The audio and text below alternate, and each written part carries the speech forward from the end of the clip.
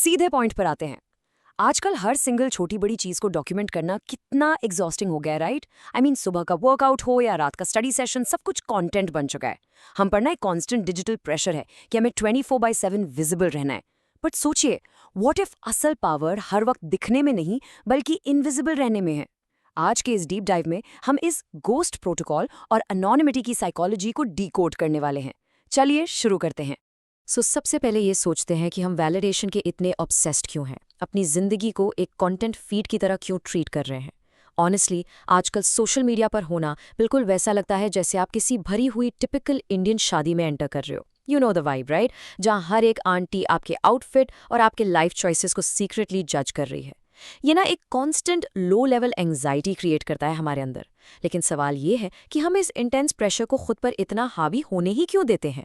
इसका simple answer है हमारा सबसे बड़ा कल्चरल प्रेशर। लोग क्या कहेंगे?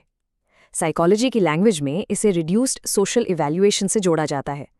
बेसिकली जब आप इस डर से पूरी तरह बाहर निकल आते हैं कि दूसरे लोग क्या सोचेंगे, तो आपकी एंग्जाइटी अचानक से ड्रॉप हो जाती है। इसको ऐसे इमेजिन कीजिए, आप सुबह 5 बजे एक बिल्कुल खाली जिम में वॉक इन करते हैं। वहाँ कोई एक्सपेक्टेशन नहीं है, कोई कंपैरिजन नहीं है, कोई ईगो लिफ्टिंग नहीं करनी। आप सिंपली अपने रेप्स पर फोकस करते हैं। जब दुनिया आपको इवैल्यूएट नहीं कर रही होती ना, तब एक्चुअली आप सिर्फ अपने लिए शो अप करते हैं। और एग्जैक्टली इसी प्रेशर से निकलता है इम्प्रेशन मैनेजमेंट। रिसर्च क्लियरली दिखाती है कि हमारा ऑनलाइन पोस्ट करना अब बस दोस्तों के साथ मेमोरी शेयर करने के बारे में नहीं रह गया है। ये एक डीपली ह्यूमन ज़रूरत बन चुकी है, ये कंट्रोल करने की कि लोग आखिर हमें देखते कैसे हैं।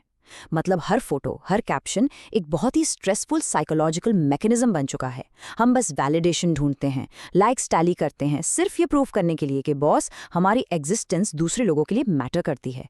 बस सच तो ये है कि ये सिर्फ कनेक्शन का एक इल्यूजन है, रियल कनेक्शन बिल्कुल नहीं। तो फिर आपने उन लोगों को नोटिस किया है जो बिल्कुल पोस्ट नहीं करते? उनके दिमाग में क्या चल रहा होता है? यहाँ 3 तरह की प्रोफाइल्स होती हैं। पहले वो जिन्हें स्ट्रिक्ट प्राइवेसी और बाउंड्रीज चाहिए। दूसरे वो जिन्हें पब्लिक डिजिटल जजमेंट से सोशल एंजाइटी होती है। लेकिन सबसे माइंड ब्लोइंग है ये तीसरा ग्रुप। ये लोग ना साइकोलॉजिकली सबसे ज़्यादा इवॉल्व्ड होते हैं। क्यों? क्योंकि इन्हें एक्सटर्नल वैलिडेशन से पूरी तरह ऑटोनॉमी यानी आज़ादी मिल चुकी है। ये अपने कनेक्शन, कॉम्पिटेंस और मीनिंग की नीड्स को टोटली ऑफलाइन पूरा कर लेते हैं। इन्हें फील गुड करने के लिए किसी डिजिटल ऑडियंस की बिल्कुल ज़रूरत नहीं पड़ती। अब इन दोनों एक्सट्रीम्स के कॉन्ट्रास्ट को ध्यान से देखिए। एक तरफ है कांस्टेंट वैलिडेशन, जहां आप हमेशा लाइक काउंट्स पर नजर रखते हैं। इस चक्कर में हम प्रेजेंट मोमेंट को बिल्कुल खो देते हैं और एक हाई एंजाइटी स्टेट में जीते हैं। और दूसरी तरफ है स्टेइंग अनोनिमस। जब आप एक टोटली प्राइवेट लाइफ जीते हैं ना, तो एक इनक्रेडिबल साइकोलॉजिकल सेल्फ प्रिजर्वेशन और मेंटल क्लैरिटी आती है। आप अपने खाने की एस्थेटिक फोटो लेने की जगह एक्चुअली उस खाने को टेस्ट करते हैं, इंजॉय करते हैं। क्योंकि सिंपल सी बात है, nobody can attack what they can't see और nobody can judge what they don't know। अब थोड़ा गियर शिफ्ट करते हैं और इसकी प्योर साइंस को देखते हैं। इन डिजिटल शैडोज के पीछे साइकोलॉजी क्या है? साइकोलॉजिस्ट जॉन सूलर ने एक बहुत बढ़िया टर्म कॉइन किया था, द ऑनलाइन डिसइनहिबिशन इफेक्ट। होता यह है कि जब आप अनसीन होते हैं, इनविजिबल होते हैं, तो आपके दिमाग में एक साइकोलॉजिकल स्विच फ्लिप हो जाता है। आप फेस टू फेस इंटरैक्शंस के जो नॉर्मल सोशल रूल्स होते हैं ना, उनसे बिल्कुल आज़ाद फील करते हैं। आपको सामने वाले की बॉडी लैंग्वेज या उसके गुस्से की फिक्र नहीं होती, जिसकी वजह से आपका normal social behaviour drastically change हो जाता है। लेकिन ध्यान रखिए, इस इनविजिबिलिटी के 2 एक्सट्रीम एंड्स हैं। एक साइड पर है बिनाइन डिसइनहिबिशन। ये एक बहुत ही ब्यूटीफुल सैंक्चुरी, एक सेफ स्पेस की तरह काम करता है, जो टिमिड और शाय लोगों को ऑनेस्ट होने और अपने डीपेस्ट स्ट्रगल्स शेयर करने के लिए एम्पावर करता है। पर वहीं दूसरी तरफ है टॉक्सिक डिसइनहिबिशन। ये इंटरनेट ट्रोल्स के लिए एक बहुत डेंजरस प्लेग्राउंड है। यहाँ कोई अकाउंटेबिलिटी नहीं होती, इसलिए लोग ऐसी क्रूअल्टी और हेट दिखाते हैं जो वो रियल लाइफ में किसी के मुंह पर बोलने की हिम्मत कभी नहीं करेंगे। ये दोनों ही ह्यूमन नेचर के बहुत ही वैलिड पर कंप्लीटली अपोजिंग रिफ्लेक्शंस हैं। और पता है ये टॉक्सिक साइड ग्रो कैसे होती है? एक मेंटल लूप होल की वजह से, जिसे डिसोसिएटिव अनोनिमिटी कहते हैं।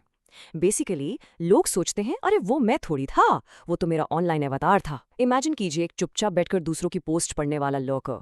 धीरे धीरे उसके लिए स्क्रीन और रियलिटी के बीच की लाइन ब्लर होने लगती है। वो ऑनलाइन ड्रामा को ऑब्जर्व करके एक अजीब सा प्लेजर लेने लगता है और स्लोली एक बहुत ही सिनिकल, डिटैच्ड ऑब्जर्वर बन जाता है। ये इस बिहेवियर का वो डार्क साइड है जहां हम आपस में ह्यूमन कनेक्शन से पूरी तरह कट जाते हैं।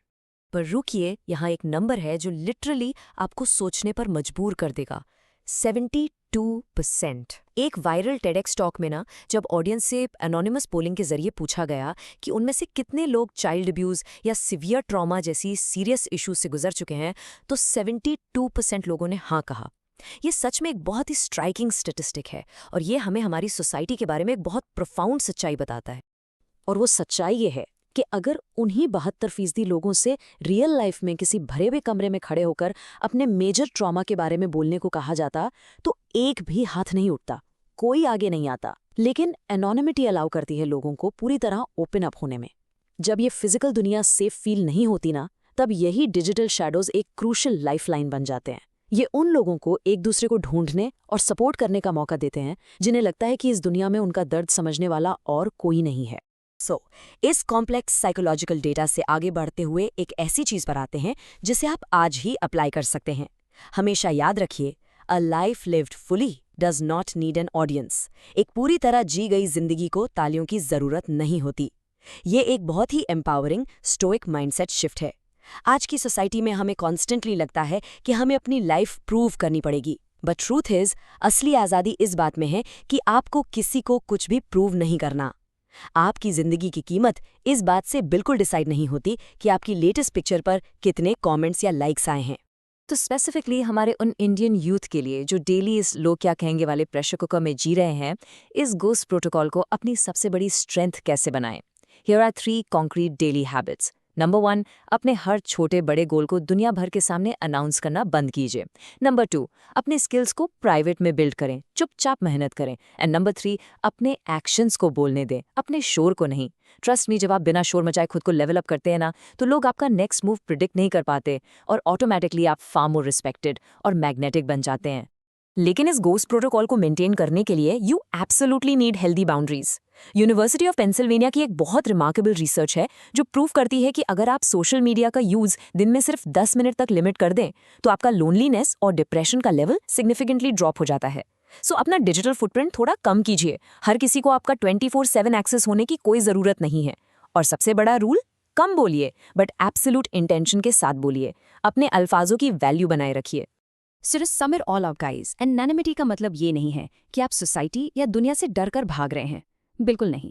एनोनिमिटी एसेंशियली सिर्फ आपके आसपास का वो अननेसेसरी शोर हटा देती है ताकि आप अपनी ट्रू पोटेंशियल, अपनी खुद की इनर आवाज़ को एक्चुअली सुन सकें। ये एक आईना है जो दिखाता है कि आप सच में कौन है जब आपसे परफॉर्म करने की उम्मीद कोई नहीं कर रहा। तो मेरा आप सबसे ये फाइनल सवाल है, अब जब आपके पास इस इनविजिबिलिटी की सीक्रेट पावर है, जब दुनिया की नज़रें आपसे हट चुकी हैं, तब आप उस आज़ादी के साथ क्या करना चूज करेंगे? थोड़ा डीपली सोचिए इस बारे में। आज के इस एक्सप्लेनर में मेरे साथ जुड़ने के लिए बहुत बहुत शुक्रिया, and I will catch you in the next one.